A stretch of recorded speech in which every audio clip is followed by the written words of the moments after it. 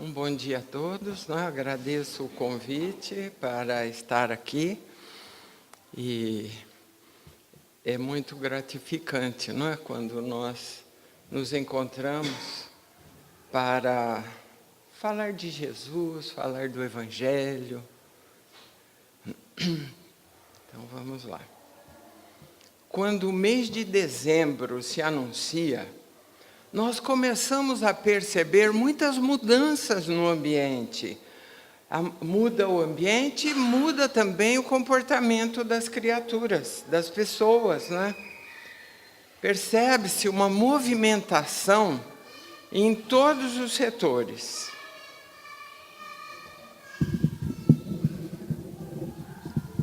Ajeita aqui.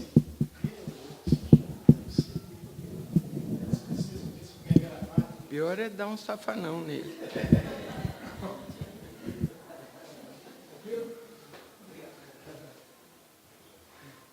Então, há uma movimentação em todos os setores. As vitrines das lojas se enchem de enfeites, né? Os jardins das praças e das casas se iluminam. As ruas são enfeitadas com luzes coloridas. Nas casas, armam-se presépios e árvores de Natal. Todos se movimentam para se presentear. Livros de receitas são consultados, bebidas são providenciadas, viagens são planejadas. Os problemas são adiados. Vamos deixar para depois, né? Depois do Natal. Os negócios, uns são acelerados e outros são postergados. É desta forma que as pessoas agem sempre quando o mês de dezembro se anuncia. Mas todos sentem um ambiente de maior paz, alegrias, esperanças renovadas. Mas aí perguntamos, mas o que é que nós vamos comemorar com toda essa movimentação, com todo esse aparato que acontece no mês de dezembro? O nascimento de Jesus, poderemos responder, não é? E aí a gente pergunta, mas quem é Jesus? Mais um filósofo entre tantos que já apareceram? Um místico? Um profeta? O Salvador do mundo? São múltiplas as alusões a ele.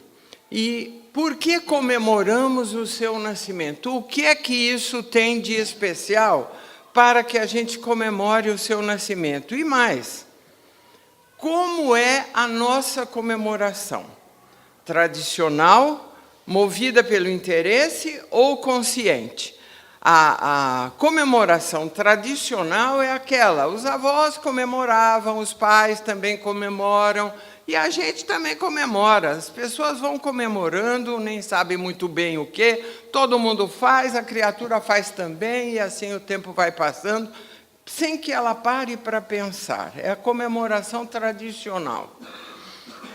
A comemoração movida pelo interesse, essa é a das casas comerciais, não é? Agora a gente já percebe que não é mais em dezembro, em novembro já está tudo iluminado, já estão as vitrines ali enfeitadas, porque o comércio espera ganhar um pouco mais do que ganhou o ano inteiro nesta época de final de ano, porque as pessoas costumam se presentear. Então, quanto mais movimento, melhor para eles. E a comemoração consciente, que esta é aquela que devia sempre prevalecer, não é? Então, para que a comemoração seja consciente, para compreendermos o verdadeiro sentido do Natal, porque há um sentido, né? E muito importante, é preciso conhecer alguma coisa sobre a missão de Jesus. E aí a gente pergunta, afinal, quem é esse de quem nós vamos comemorar o aniversário? Essa é uma pergunta que surge e que precisamos responder. Precisamos raciocinar no sentido de conhecê-lo, no sentido de compreendê-lo, para que possamos, então, fazer uma comemoração como deve ser feita. Uma comemoração consciente. Nós vamos sabendo o que é que nós estamos fazendo, o que é que nós vamos comemorar, por que devemos comemorar. Quando nós pensamos em Jesus como Salvador do mundo, não é? Então, mentalizamos o seu trabalho na pregação do Evangelho, as suas lutas, os seus sacrifícios culminados com a morte na cruz. É sempre isso que a gente pensa. Pensou em Jesus, a gente pensa nele, no que ele fez, no que ele trouxe, não é? E depois a sua morte. No entanto, irmãos, é preciso saber que a sua missão, a missão de Jesus com relação a nós, não teve início naquela manjedoura de Belém, assim como não teve fim lá no alto do Calvário. Nós temos que ter esse conhecimento, nós temos que ampliar o nosso conhecimento a respeito de Jesus, não é? A missão de Jesus, olha, irmãos, o que nós vamos verificar. A missão de Jesus com relação a nós remonta à época em que o nosso planeta se desprendeu do Sol como imensa bola de fogo. Olha, então nós vamos retroagir no tempo para podermos imaginar. Emmanuel, no livro A Caminho da Luz, nos conta que rezam as tradições do mundo espiritual que na direção de todos os fenômenos do nosso sistema existe uma comunidade de espíritos puros, eleitos pelo Senhor do Universo, em cujas mãos se conservam as rédeas diretoras da vida de todas as coletividades planetárias. Emmanuel nos traz essa notícia no livro A Caminho da Luz. Pois bem, irmãos, Jesus é um dos membros divinos dessa comunidade de seres angélicos e perfeitos. Esses seres que compõem essa comunidade, não é, de espíritos puros, esses seres, segundo Emmanuel nos conta, apenas por 2 vezes se reuniram nas proximidades da Terra para a solução de problemas decisivos. A primeira vez que eles se reuniram foi quando o nosso planeta se desprendia da nebulosa solar. Olha, irmãos, não é? Há quantos milhões de anos? Quando o nosso planeta se desprendeu da nebulosa solar e formou-se o nosso sistema solar, não é? Então foi a primeira vez em que estes espíritos decidiram essa situação e o nosso planeta se desprendeu do Sol. Isso a primeira vez que eles se reuniram. E a segunda foi quando se decidia a vinda do Senhor à face da terra. Então, apenas por 2 vezes, essa comunidade de espíritos puros se reuniu nas proximidades do nosso planeta para essas decisões tão altamente importantes, né? Então, irmãos, olha, este é um aprendizado que nós temos que fazer e interiorizar. Desde que o nosso planeta era um bloco de matéria sem forma, que o Pai deslocou do Sol e confiou às mãos augustas e generosas de Jesus, que Ele cuida de nós. É importantíssimo nós termos esse conhecimento. Não é como eu disse antes, quem é Jesus? Um filósofo, um místico, salvador do mundo, um profeta. É assim que as pessoas veem Jesus, não é?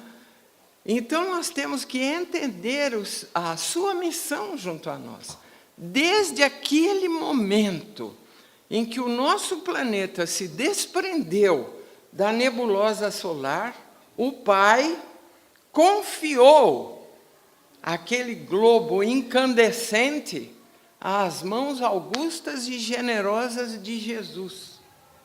Ali, naquele momento, ele começou a sua missão com relação a todos nós, os terráqueos, né?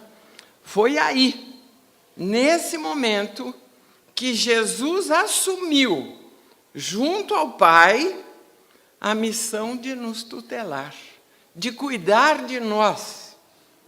E aí ele já começou a trabalhar. Com a sua equipe de engenheiros siderais, os seus trabalhadores divinos, Jesus imprimiu ao globo terrestre que ele acabava de receber ali, o influxo da organização geológica, meteorológica e biológica.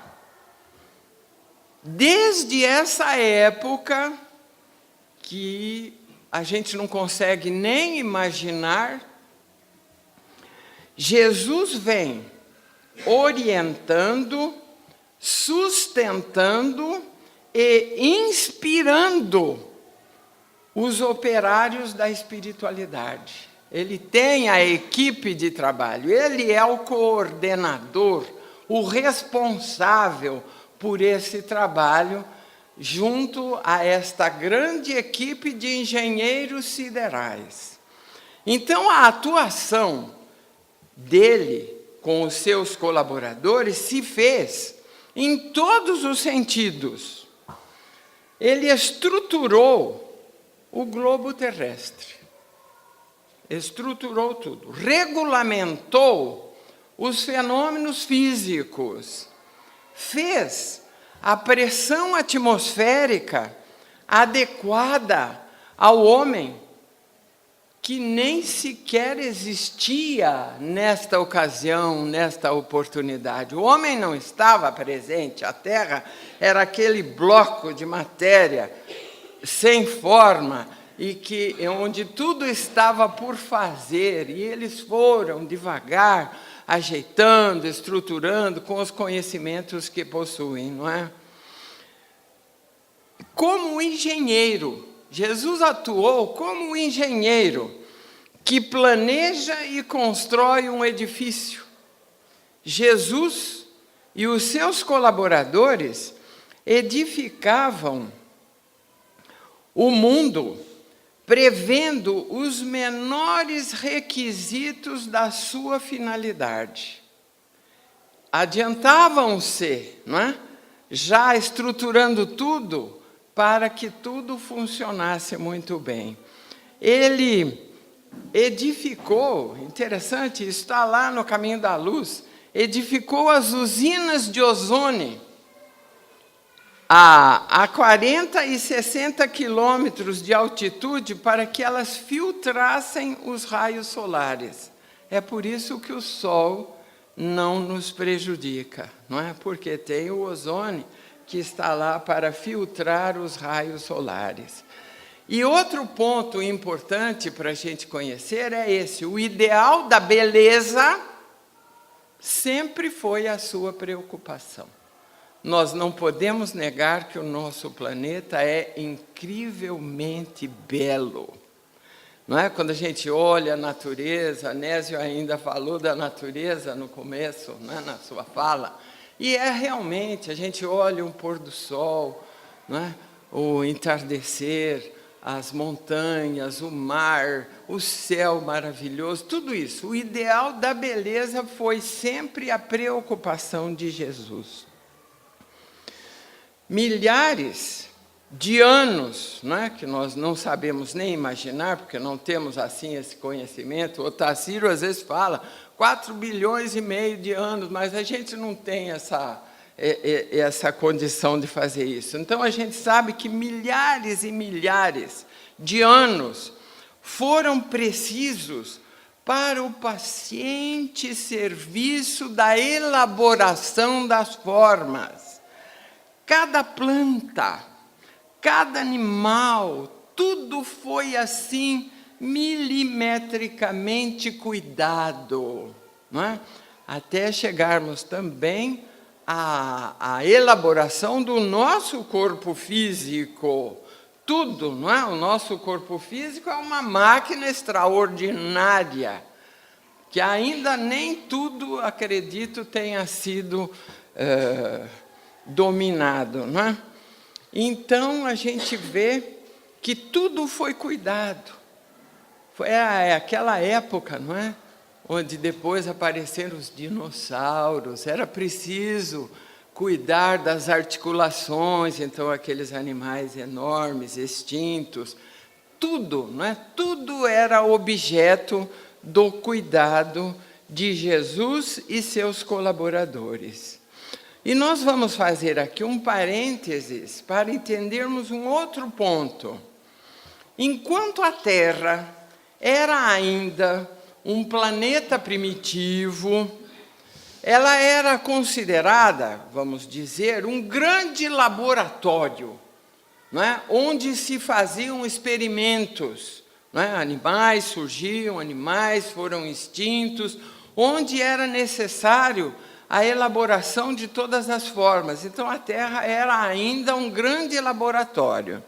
Nessa oportunidade, a Terra era ainda um planeta primitivo, muito longe daqui, numa constelação chamada Cocheiro, um planeta que compunha essa constelação, um planeta chamado Capela, atingia um estágio evolutivo maior.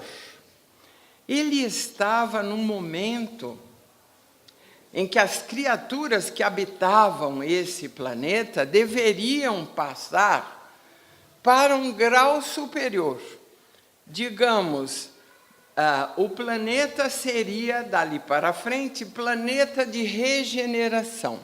E nós vamos perceber que há na Terra, neste momento, uma situação semelhante. Nós estamos todos esperando que venha este período, né? Passada essa transição, nós vamos passar de planeta de expiação e provas para planeta de regeneração. Pois bem, aquele planeta Capela, nesse momento em que nós éramos o grande laboratório, um planeta primitivo, esse planeta Capela estava nessa situação. Eles também iam passar de expiação e provas para regeneração. Ia melhorar a situação do planeta, não é? Mas ali, como agora aqui, existiam muitos seres ainda endurecidos no campo moral e que não poderiam mais ali permanecer. Exatamente o que está acontecendo aqui conosco agora, não é? Nós percebemos criaturas altamente evoluídas, bondosas, fazendo coisas lindas, mas também, quando a gente liga a televisão, a gente escuta coisas terríveis, não é? Então, estamos convivendo todos, os bons e os maus.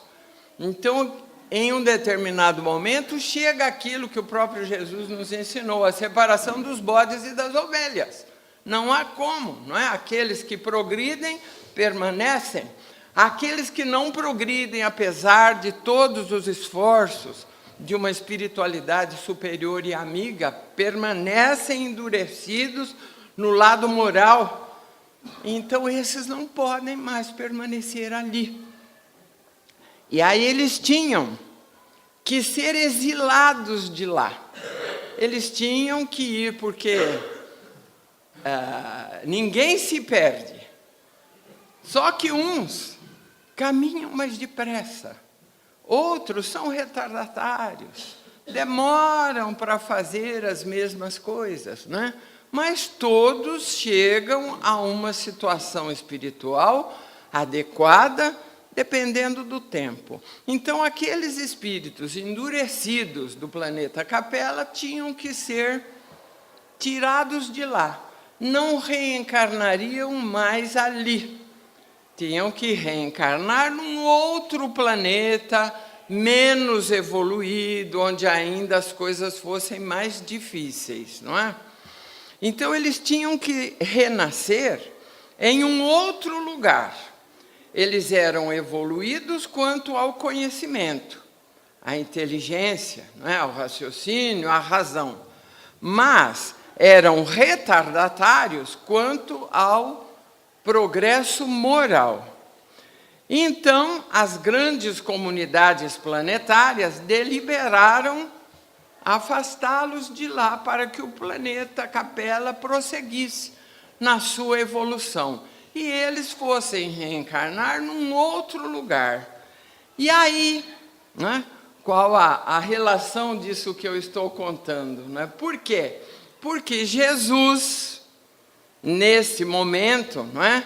Jesus, com o seu coração generoso, ofereceu a eles a oportunidade deles virem para a Terra, reencarnarem aqui. A Terra era um planeta primitivo, um grande laboratório onde tudo estava por fazer.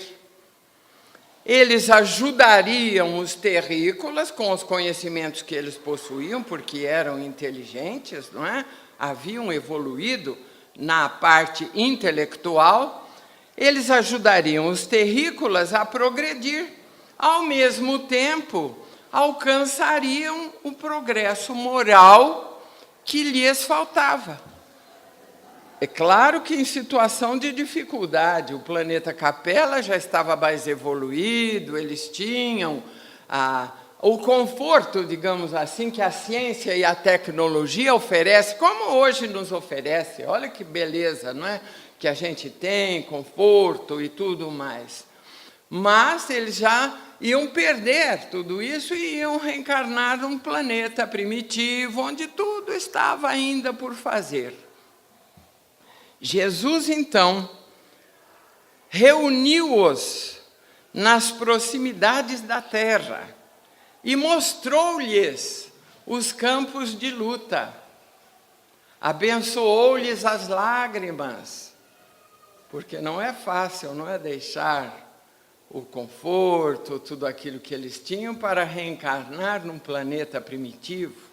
Abençoou-lhes as lágrimas, prometeu a eles a sua colaboração. Jesus prometeu colaboração, não é? A eles.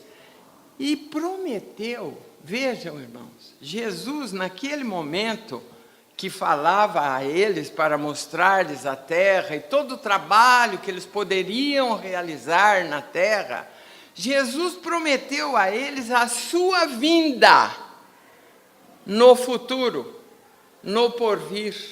Um dia irei ter convosco. Então Jesus prometeu a eles que se eles viessem, eles ajudariam os terrícolas, eles ficariam aqui para desenvolver o lado moral, e um dia ele, Jesus, viria a ter com eles na terra. Eis porque as epopeias do Evangelho foram previstas e contadas alguns milênios antes da vinda do Salvador. Olha, falavam da sua vinda lá na antiguidade, na China, no Egito, na Pérsia, na Índia, em Israel. Todos os povos esperavam ansiosamente a vinda de um Messias. Em todas as civilizações, essas civilizações antigas da Terra, todos esperavam um Messias, porque eles tinham, não é, lá na acústica da alma, a lembrança da promessa que Jesus fizera a eles de que um dia viria ter com eles na face da terra. Então, todos os povos da antiguidade, porque eles foram reencarnando em todos os lugares, né? E o tempo passou, todos os povos da antiguidade o esperavam. Todos o queriam. Né? Todos queriam que o Messias viesse no meio deles. Todos queriam. E ele surgiu no momento certo, naquele momento bem oportuno para a alegria dos tristes e dos infortunados. Ele veio, ele cumpriu a promessa que fizera lá atrás, milênios antes. E agora nós vamos imaginar, irmãos, nós vamos imaginar Jesus, Espírito puro, governador espiritual da Terra, porque Ele é o governador espiritual do nosso planeta, não é? Espírito puro, o espírito mais elevado que já passou pela Terra. Ele, governador espiritual da Terra, vir encarnar entre nós, ali, como um bebê, naquela manjedoura, onde, se não fosse cuidado, teria perecido. O governador espiritual da terra, ali naquela manjedoura, esperando, né, os carinhos e os cuidados dos seus pais. Quem poderia imaginar que ali estaria o governador espiritual do nosso planeta, o responsável por tudo na Terra? Conta-se que foi para ele um sacrifício muito grande reencarnar. Nós sabemos que cada um de nós tem um estágio evolutivo. Nós temos um padrão vibratório. Cada um de nós tem o seu padrão vibratório. Né? A gente vibra, espiritualmente, lógico, numa determinada frequência. Quanto mais nos elevamos, mais essa frequência aumenta. Espíritos atrasados, retardatários, moralmente, têm uma frequência baixa, muito baixa, não é? Aqueles bem primitivos, né? Mas à medida que se sobe, a frequência vibratória vai aumentando. Agora nós vamos imaginar, irmãos, a frequência vibratória de um Jesus, de um governador espiritual do nosso planeta. Quantas vão, né? Quantas vai a frequência de Jesus? Mas, vejam, para que ele pudesse reencarnar, para que ele pudesse assumir um corpinho, a frequência vibratória dele tinha que diminuir. Por quê? Senão, aquele corpo explodiria, ele não conseguiria reencarnar. Conta-se que ele levou 10 anos a contar do nosso tempo para ir diminuindo, porque eles podem fazer isso. Na obra de André Luiz a gente vê isso. Para ele diminuindo a frequência vibratória do seu espírito para poder suportar o corpo de carne. Este foi o sacrifício de Jesus, não foi morrer na cruz. Ele morreu crucificado. Pedro morreu crucificado de cabeça para baixo.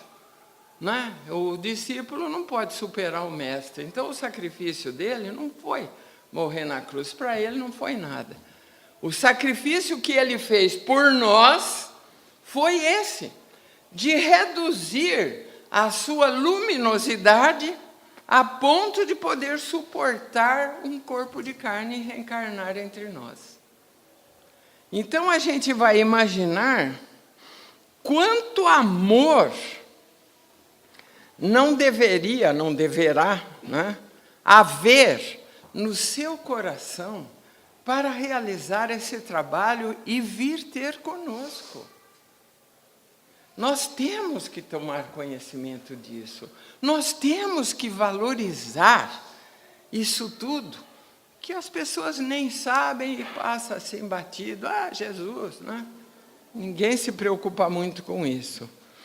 Então, irmãos, é importante que a gente demos aqui, está tudo lá no A Caminho da Luz, a gente deu uma pincelada para que possamos ter, assim, algum conhecimento a fim de podermos valorizar o trabalho de Jesus com relação a nós, né?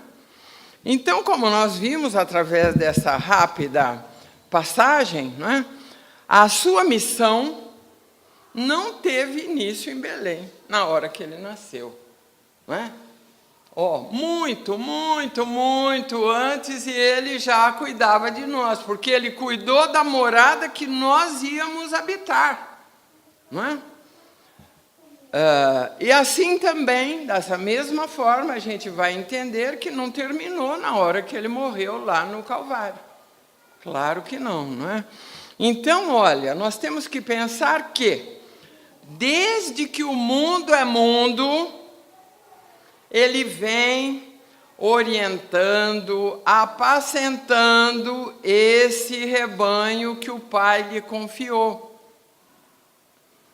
Ele tem uma ligação conosco desde antes de nós existirmos, porque ele já preparou a nossa morada, aquilo que nós íamos habitar, tudo, participou da elaboração até do corpo que nós íamos utilizar, tudo lhe devemos. Então a gente vai perceber que a sua missão, a missão de Jesus é, sem dúvida, a nossa redenção. Enquanto houver uma lágrima em um dos habitantes da terra, ele não descansará. Ele cuida de todos nós. Uns caminham mais rápido, outros caminham mais devagar, mas ele cuida de todos nós. Dizem os Espíritos que ele nos conhece pelo nome. Então, a sua missão é a nossa redenção, até que a gente seja um espírito evoluído. E nós vamos passar agora por esse período que o planeta Capela passou. Nós estamos nesse momento, já estamos atravessando o período de transição, tão propalado, não é, pelos Espíritos, e a gente vai vendo as coisas que vão acontecendo, para que aqueles também que permanecem num estágio evolutivo muito pequeno, que progrediram nas conquistas que o nosso planeta fez, em tecnologia, em ciência, mas que o lado moral, que é o que importa, que é o que interessa, é o lado moral, esse está ainda muito aquém da necessidade ou da realidade. Esses, ao desencarnar, serão também conduzidos a um outro planeta, num estágio primitivo, onde também vão colaborar para que aqueles espíritos primitivos progridam e desenvolver o lado moral que está abaixo do desejado. Percebem? Nós estamos nesse momento. Então, é muito importante a gente conhecer isso, a gente saber, não é, qual é o nosso futuro. Nós não podemos viver distraído. Eu falo muito essa frase, e falo que, quando eu me for, eu vou ser lembrada por ela. Eu digo muito, não se pode viver distraído, que é o que a maioria das pessoas faz. Vive distraído, vai deixando que a vida os leve, vai levando a vida ao sabor das circunstâncias, buscando a conquista das coisas materiais. E não é assim. Nós temos que ter o controle da vida na nossa mão, as rédeas da vida na nossa mão e conduzir a nossa vida como ela deve ser conduzida, com discernimento e inteligência, buscando aquilo que verdadeiramente é importante, que é o lado moral, que é o desenvolvimento das virtudes, que é o amor ao próximo, que é a fraternidade, que é o trabalho no bem. Isto é o que nos interessa, isso é o que nos importa. Se a gente tem mais que um carro, conta bancária bem elevada, isso não vai influir em nada. Então a gente tem que buscar aquilo que é importante, realmente, não é? Então, irmãos, a gente deu essa pincelada para que nós soubéssemos, mesmo que superficialmente, porque poderíamos aprofundar muito mais, quem é esse de quem nós vamos comemorar o aniversário. Que a nossa comemoração possa ser consciente, não é? Consciente de que nós vamos comemorar o aniversário de Jesus, esse a quem tudo devemos, que cuida de nós, apesar dos erros e dificuldades que temos, né? Poderíamos dizer, é o Cristo planetário, porque é desde a mais remota antiguidade que ele vem trabalhando conosco. Mas, irmãos, se Jesus veio até nós, se ele quis reencarnar, se ele fez todo esse sacrifício para poder suportar um corpo e estar entre nós como ele esteve 30 anos se preparando e 3 anos fazendo o seu trabalho, há de ter sido por uma boa causa, né? Ele tinha planos, com certeza, né? E ele veio fazer o quê? Ele veio nos trazer a boa nova. Era necessário que o mundo recebesse as orientações que ele tinha para nos trazer, porque era a hora já. Nós já havíamos passado daqueles momentos difíceis, já éramos nações, várias civilizações, China, Índia, Pérsia, Egito e tudo mais, não é? Que deixaram, não é? Esqueci de me dizer, que os capelinos, aqueles que vieram, deixaram a sua marca. Eram altamente inteligentes, construíram as pirâmides que até hoje os homens não sabem como é que eles conseguiram construir aquilo, porque eles não tinham maquinária, né?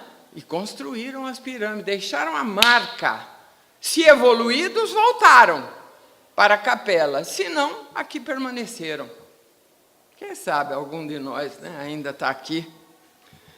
Então, irmãos, Jesus veio para nos trazer as orientações do Evangelho, a Boa Nova, todo esse material extraordinário que se constitui no Evangelho de Jesus.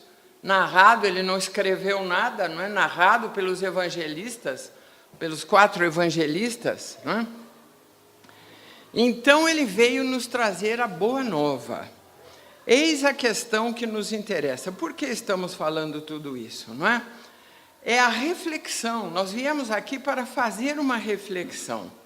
A reflexão que existe entre o Natal de Jesus e a nossa vida atual. Nós estamos aí, né? Daqui a pouquinho já estaremos comemorando o Natal.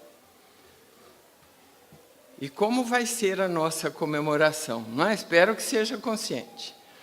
Então, nós vamos raciocinar da seguinte maneira. Jesus nasceu. Jesus nasceu para o mundo. Claro, a história registra o seu nascimento. Há até uma modificação no calendário antes de Cristo, depois de Cristo. Não é? O calendário até modificou-se com o nascimento de Jesus. Então, Jesus nasceu para o mundo. Mas agora eu vou lançar uma pergunta. Jesus nasceu para o mundo. E para nós? Cada um de nós. Ele nasceu? Já nasceu? Nasceu para você, para você, para você? Nasceu para mim? Será que nasceu? O valor do nascimento de Jesus está na relação que esse fato do nascimento de Jesus tem conosco. Não importa o mundo. Para o mundo ele nasceu. Agora importa saber se ele nasceu para mim. E nós vamos então fazer um raciocínio nesse sentido.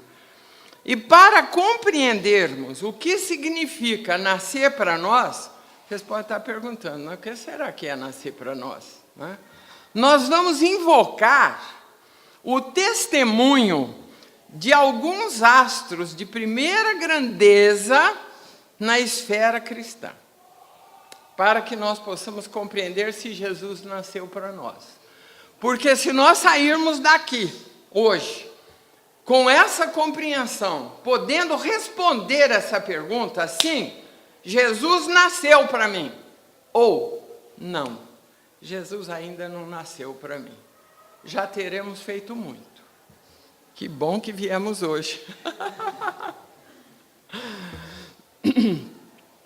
Nós vamos perguntar a Saulo de Tarso, né? Se Jesus nasceu para Saulo.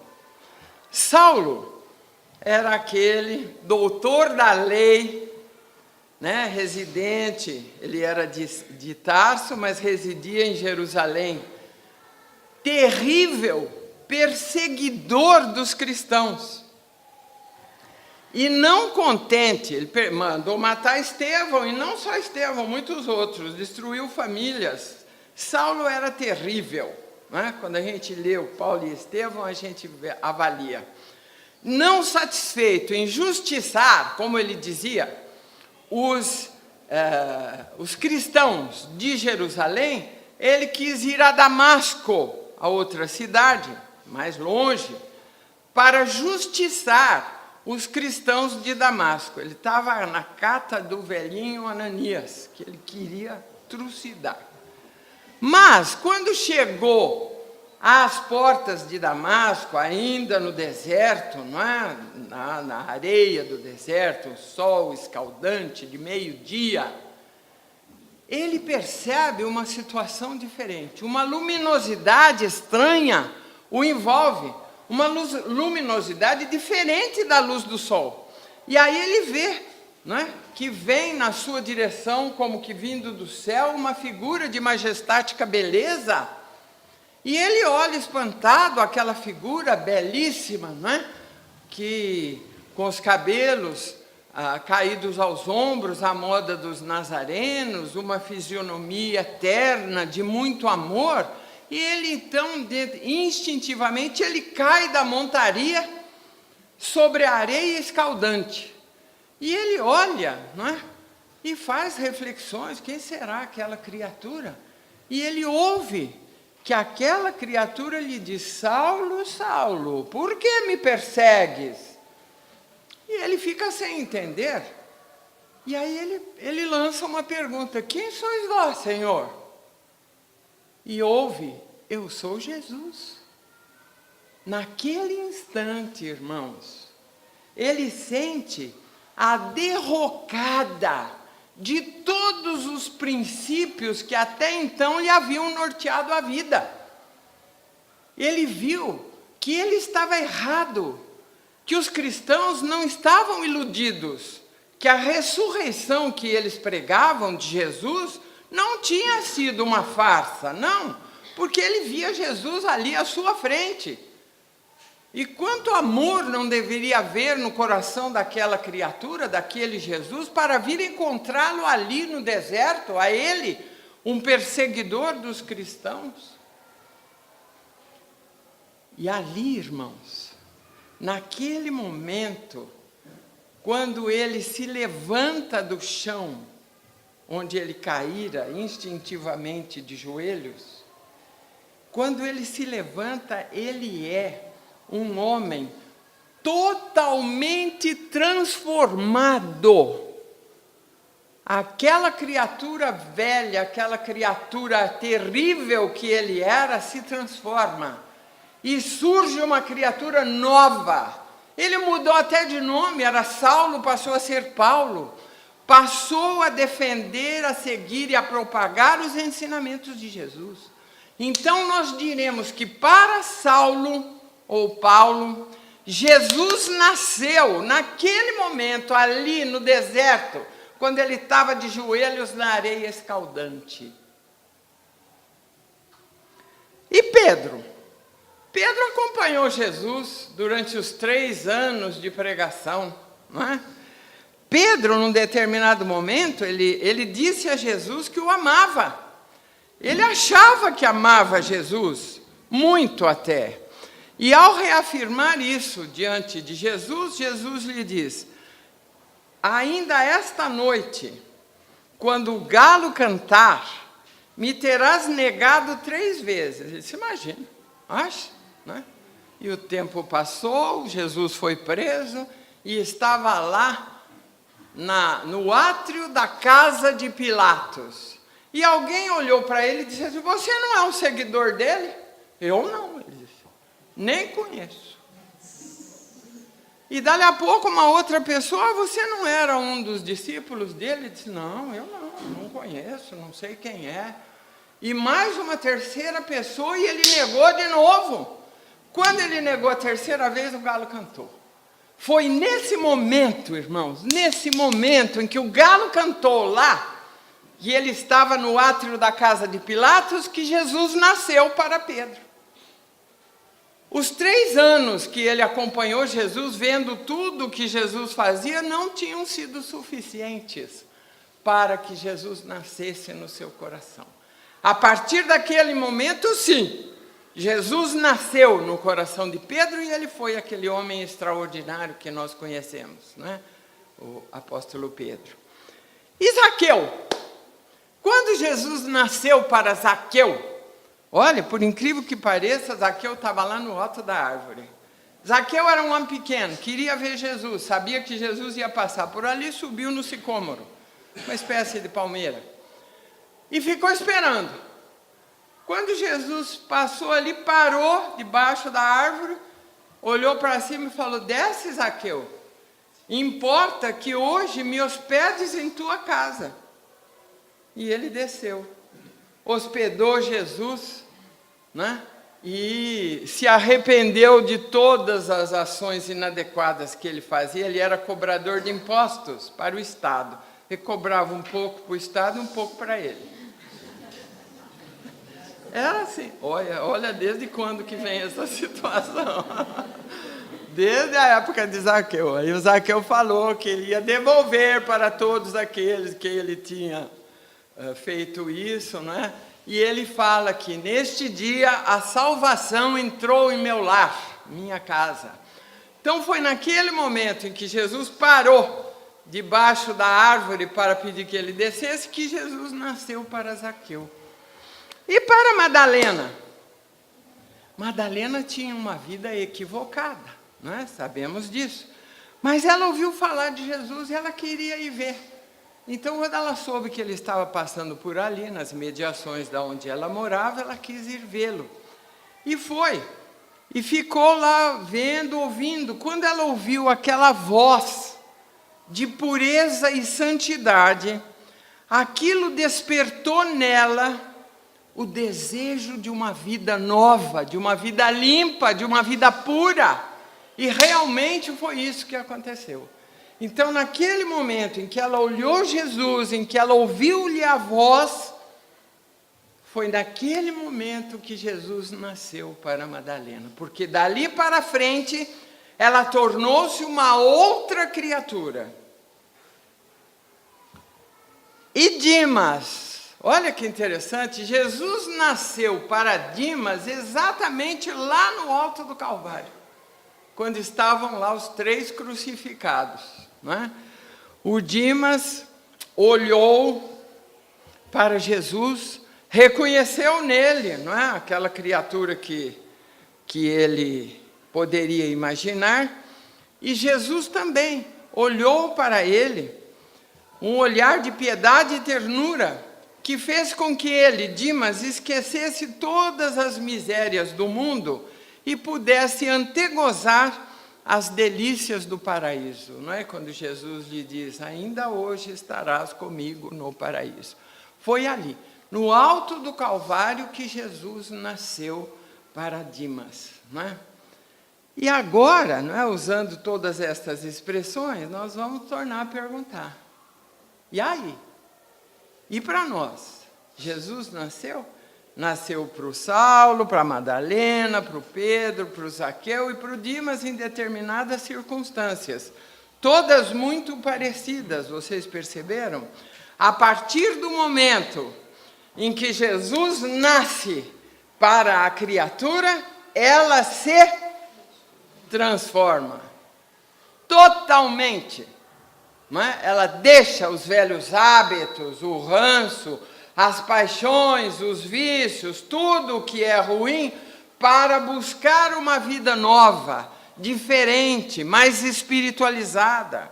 Foi isso que aconteceu com o Saulo, com a Madalena, com o Pedro, com o Zaqueu, com o Dimas e com tantos outros, e continua acontecendo.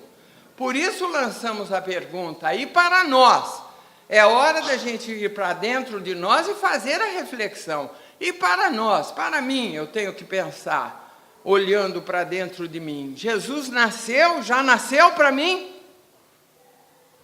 Ou o nosso coração permanece ainda fechado, como as hospedarias de Belém, onde não havia lugar para ele? Como está o nosso coração? Irmãos, se nos conservamos presos aos vícios e às paixões, o nascimento de Jesus ainda não se realizou. E, a 25 de dezembro, nós não vamos ter nada para comemorar. Percebem a reflexão? Se nós continuamos ainda a ser aquelas criaturas velhas, cheias de ranço, né? Cheias de mazelas, que não nos preocupamos com o nosso comportamento, que não nos preocupamos com o lado moral, buscamos ainda as paixões, os prazeres da vida, nos deliciamos com aquilo que não é adequado, Jesus não nasceu para nós. E se ele não nasceu, nós vamos comemorar o quê quando chegar o 25 de dezembro? Não temos nada para comemorar. Né? Agora, é essa reflexão que cada um de nós vai fazer por si. Como é a nossa vida, como que a gente age, o que a gente busca, qual é a nossa escala de valores, porque cada um de nós tem uma escala de valores. Né? Todos os itens ali. O que é uma escala de valores? Para dizer assim, bem fácil, é daquilo que a gente corre atrás. É o primeiro item da nossa escala de valores, é aquilo que a gente corre atrás. Tem gente que corre atrás sempre do dinheiro, outro do prazer, outro de outras vantagens, da fama, do poder, do estrelismo, e por aí vai. Então, nós temos que analisar também do que a gente corre atrás, porque aí facilita a gente saber quem a gente é. Porque não é fácil a gente saber quem a gente é, viu, irmãos? A gente pensa que é uma grande coisa. A gente se tem em alta conta. Né? A gente é bom, é bonito, é saudável, é isso, é aquilo. A gente só se dá qualidades. A gente se acha, como dizem os jovens. Né? A gente se acha muito. Mas, na realidade, nós temos que nos ver como a gente é. O que a gente faz, o que a gente busca, por que a gente está aqui. Fazer raciocínios. Quem sou eu? De onde eu vim, para onde eu vou? O que eu estou fazendo aqui? Para que eu vivo? Né? Por que eu vivo? Do que eu corro atrás? Do que eu gosto? Quais são as minhas ações? Como eu encaro as pessoas com quem eu convivo e o resto do mundo? A quantas anda o meu senso de fraternidade? Olho os outros como irmãos, não estou nem aí com ninguém, que se dane, cuido da minha vida. Então, a gente precisa fazer essas análises de vez em quando, né? Para que quando chegue no Natal a gente possa ter o que comemorar. Por isso, então, irmãos, o Natal é acontecimento de todos os dias, de todas as horas. A gente não sabe em que momento Jesus nasce no nosso coração, né? Pode ser, às vezes, através de uma noite mal dormida, a gente de repente acorda para a vida, não é? Ou de um desgosto, ou da perda de um ente querido, enfim, algum acontecimento faz com que a gente acorde para a vida e possa modificá-la, transformá-la numa vida melhor. É isto que Jesus espera de cada um de nós. Para isso Ele veio, para isso Ele nos trouxe o Evangelho, todas aquelas orientações. O Evangelho de Jesus é a receita da felicidade. Sem dúvida, quando a gente segue, né, não somos ainda perfeitos, mas a gente busca seguir, faz um esforço para seguir, nós estamos no caminho. Jesus é a força viva que, uma vez encarnada no homem, determina a sua constante transformação. Olha, pode ser a todo momento, a gente está constantemente se transformando. Que o dia de amanhã a gente seja melhor do que foi hoje, e assim sucessivamente. Comemoremos o Natal, irmãos, sem cairmos nos exageros, não é? Vamos presentear os amigos, vamos sim comemorar como todo mundo comanda, fazemos a nossa reunião, tudo, mas que não seja só isso. Vamos pensar no próximo, vamos auxiliar os outros, vamos caminhar todos juntos. Um dia nós faremos a comemoração do Natal como ela deve ser feita. Eu falo que a comemoração do Natal devia ser cada um no seu templo religioso. Não tinha que ter essa comilância, essa bebeção, não é? Não é por aí, né? Jesus não aprova, com certeza, todos os exageros a que as pessoas se entregam para comemorar-lhe o nascimento. Vamos comemorar o nascimento de Jesus com uma ação nobre. É assim que deva ser. Que Jesus nos abençoe, que possamos ter um Natal muito feliz junto dos nossos, sem esquecer os carentes também. Que assim seja, irmãos. Obrigada pela atenção.